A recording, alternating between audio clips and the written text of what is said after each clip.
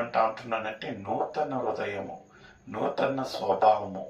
మన యొక్క హృదయము రాతి గుండగా ఉంటున్నదేమో, ఏ ఒక్క చలన లేదు, ఏమి చూసినాను ఏది లేదు, ఒక కదిలింపు లేని ఒక హృదయంలో ఉంటున్నామేమో.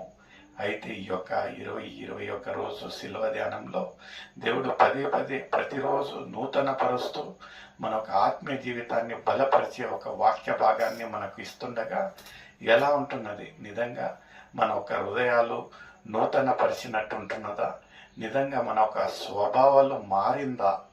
నిజంగా మన ఒక హృదయము ఏదైతే రాతి గుండె అని అందరూ ఈజ్ స్టోన్ హార్టెడ్ అనే వాళ్ళు ఇప్పుడు నిజంగా ఆ ఒక మాంసపు గుండెగా, మృదువైన గుండెగా, ప్రేమ కలిగిన గుండెగా, కనుకరం కలిగిన గుండెగా ఉంటున్నదా అనేది ఒక ప్రశ్న నీకు నాకు. ఎందుకంటే ఖచ్చితంగా దేవుడు ఏమంటా ఉంటున్నాడంటే ఆయన నోటి నుంచి వచ్చే ప్రతి ఒక్క మాట నీ యొక్క హృదయమును మారుస్తుంది. ఆయన ఒక మాటలో మన ఒక త్రోవకు వెలుగుగా ఉంటున్నాయి అంటా ఉంటున్నాడు.